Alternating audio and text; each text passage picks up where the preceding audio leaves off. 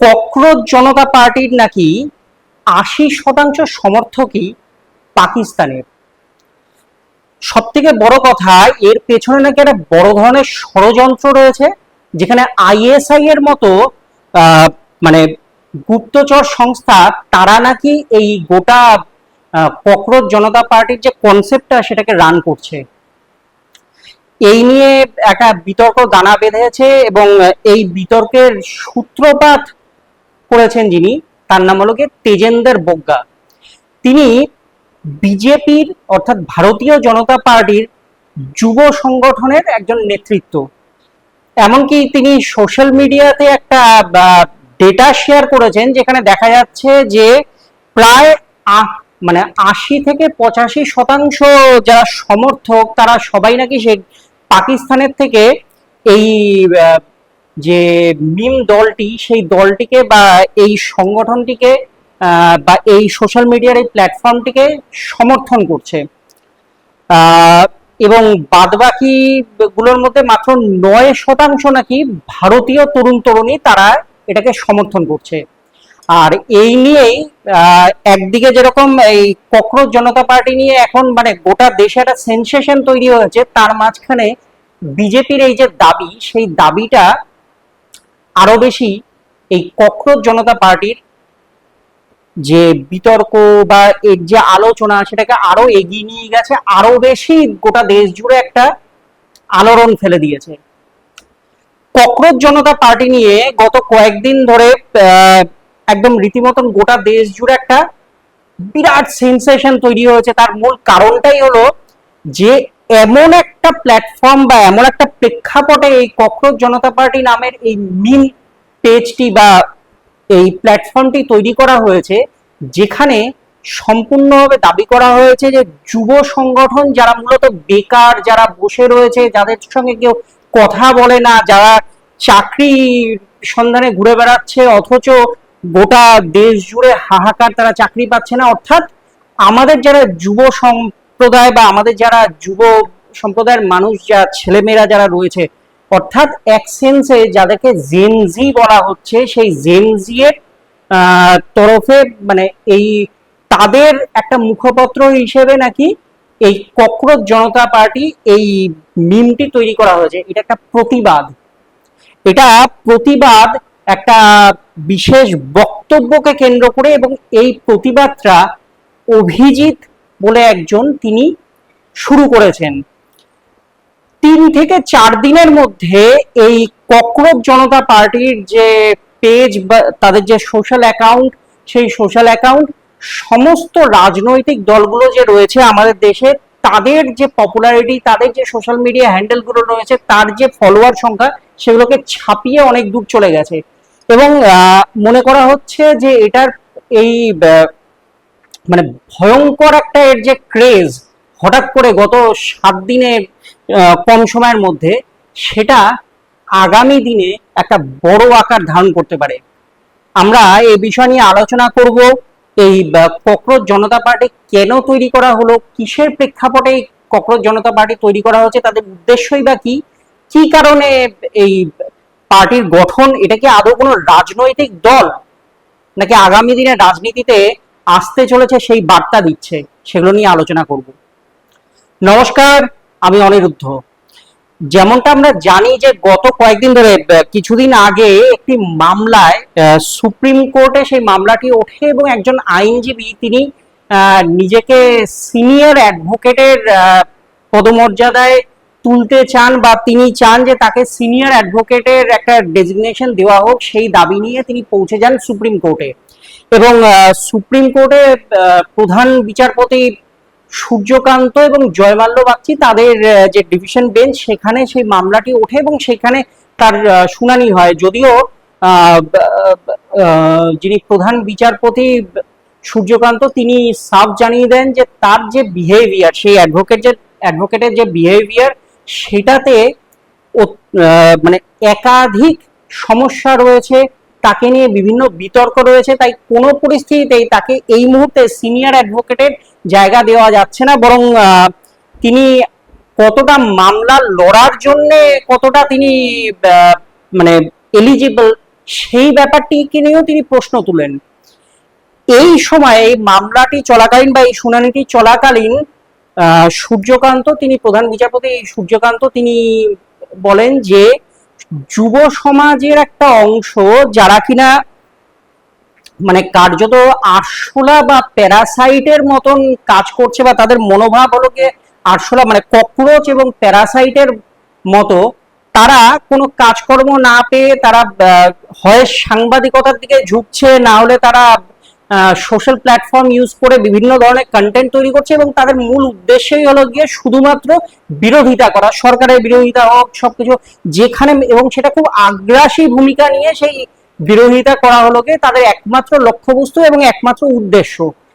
এই প্রসঙ্গটা বা তার এই বক্তব্যটা বিতর্কের দানা বাঁধে, এবং এই বিতর্কে বা তার এই বক্তব্যটাকে হাতিয়ার করেই এই অভিজিৎ তিনি আমেরিকাতে বসে একটি প্ল্যাটফর্ম তৈরি করেন, যে প্ল্যাটফর্মটি এই সিজেআই অর্থাৎ চিফ জাস্টিস অফ ইন্ডিয়া তার এই বক্তব্যকে কার্যত মিমে প্রতিফলন করে সেখান থেকে একটি সংগঠন হোক, একটা প্ল্যাটফর্ম হোক, সেটা তৈরি করে।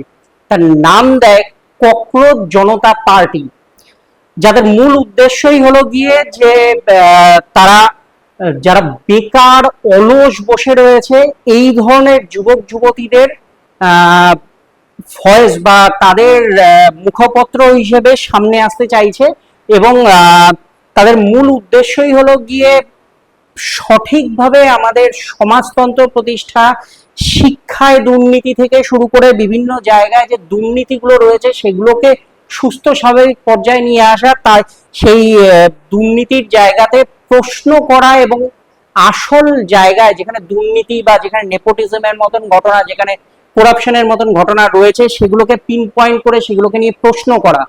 এটাই হলো গিয়ে মূল উদ্দেশ্য এই ককরোচ জনতা পার্টি নামে এই প্ল্যাটফর্মটির। এই প্ল্যাটফর্মটি তৈরি করার পরে সেটি কয়েকটি সোশ্যাল মিডিয়া পেজ তৈরি করা হয়, যেমন তার ফেসবুক পেজ, তার ইনস্টাগ্রাম পেজ, তার টুইটার হ্যান্ডেল, এগুলো সবটাই তৈরি হয়, এবং সেখানে যেমনটা দেখা গেছে যে সেখান কয়েকদিনের মধ্যে, কয়েকদিন বলবো না, কয়েক ঘন্টার মধ্যে সেটা যেন একদম সে ওয়াইল্ড ফায়ারের মতন ছড়িয়ে পড়ে গোটা দেশ জুড়ে। তার যে ইয়াং জেনারেশন তারা সবাই মানে হাজারে হাজারে সেই বিষয়গুলোকে ফলো করতে শুরু করে, তাদের সেই এজেন্ডাগুলোকে ফলো করতে শুরু করে। এবং সব থেকে বড় কথা হলো গিয়ে দেশের কিছু পলিটিশিয়ানও ইতিমধ্যেই এই ককরোচ জনতা পার্টি তার সদস্যপদ গ্রহণ করেছে। তার সদস্যপদ গ্রহণ করার জন্যও রয়েছে কিছু ক্রাইটেরিয়া, সেই ক্রাইটেরিয়াগুলো ফুলফিল করলেই তবেই একমাত্র সেই সদস্য পদ পাওয়া যাবে। কি কি ক্রাইটেরিয়া রয়েছে না, এই অভিজিতের তৈরি এই সংগঠনটি বা এই প্ল্যাটফর্মটিতে সদস্যপদ পাওয়ার ক্ষেত্রে আপনাকে বেকার হতে হবে, আপনাকে অলস হতে হবে, আর সেই সঙ্গে আপনার সেই সমস্ত দাবি দাবাগুলোর সঙ্গে সমর্থন আপনাকে জানাতে হবে যেগুলো আজকের দিনে দাঁড়িয়ে এই যে যুব সমাজ বা জেনজি তাদের যে ভয়েস সেইটার সঙ্গে সমার্থ হতে হবে, তবেই একমাত্র আপনি তার সদস্যপদ পাবেন। ইতিমধ্যে তৃণমূলের সাংসদ কীর্তি আজাদ, মহুয়া মৈত্রের মতন নেতৃত্ব তারা এর সদস্যপদ গ্রহণ করেছেন। এছাড়াও আরো বেশ কিছু দলের নেতৃত্ব, আম আদমি পার্টি তাদের কিছু নেতৃত্ব তারা এর সদস্যপদ গ্রহণ করেছেন। কংগ্রেসের থেকে কয়েকজন এসেছেন যারা কিনা এর সদস্যপদ গ্রহণ করেছেন। এরকম একাধিক মানুষ যারা কিনা এই সংগঠনটির সদস্যপদ গ্রহণ করেছেন। যদিও এখনো জানা যায়নি যে এটা রাজনৈতিক দলে, পূর্ণাঙ্গ একটি রাজনৈতিক দলে এটা রূপান্তরিত হবে কিনা, নাকি এটা শুধুমাত্র একটা মিম প্ল্যাটফর্ম হিসেবেই থেকে যাবে, সেই বিষয়ে এখনো কোনো নিশ্চিত ধারণা অভিজিতের তরফে দেওয়া হয়নি।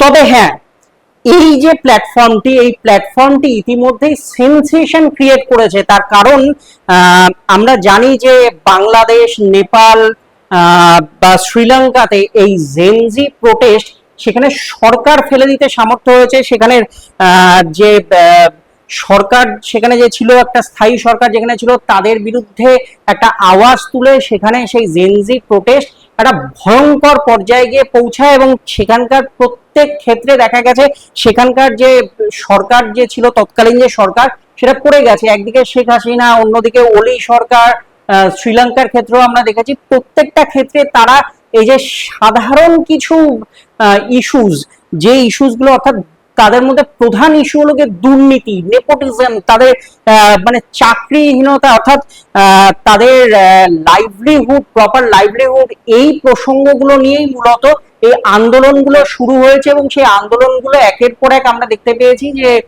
এমন ভয়ঙ্কর রূপ নিয়েছে যেখানে সেখানকার সরকার পর্যন্ত পড়ে গিয়েছে।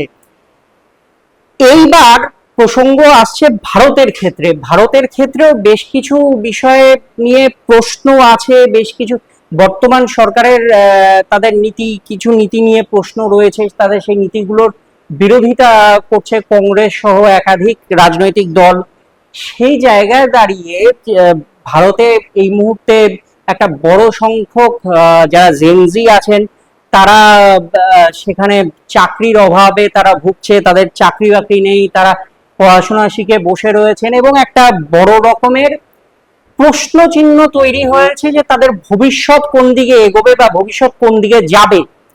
সেই জায়গায় দাঁড়িয়ে এই ককরোচ জনতা পার্টির যে কনসেপ্ট, সেই ককরোচ জনতা পার্টির কনসেপ্ট কিন্তু রীতিমতন প্রশ্ন তুলছে, রীতিমতন একটা জায়গা তৈরি করছে যেখান থেকে কি আগামী দিনে ভারতের মাটিতে দাঁড়িয়েও কি একটা জেনজি মুভমেন্ট দেখা যাবে, এই প্রশ্ন কিন্তু উঠছে।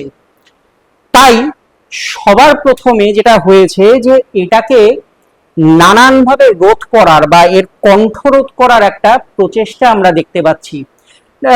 প্রথম কথা হলো গিয়ে, যেমন যেমন শুরুতেই বলেছিলাম যে বিজেপির তরফে তেজেন্দ্র বগ্গা সহ একাধিক তরুণ প্রজন্মের নেতৃত্ব, তারা প্রশ্ন তুলেছেন যে এই প্ল্যাটফর্মটি নাকি পাকিস্তান থেকে অপারেট করা হয় এবং এর পেছনে নাকি আইএসআই এর একটা বড় হাত রয়েছে।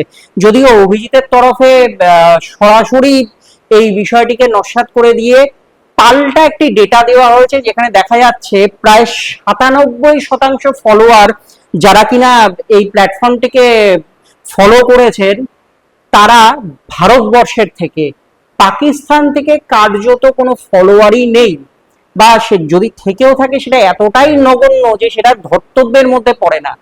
তাই সব থেকে বড় বিষয় হলো গিয়ে যে এই যে তথ্য বা তার দেওয়া এই যে তথ্য, সেটা রীতিমতন কি তাহলে ভয় ধরাচ্ছে ভারত সরকারের মনে?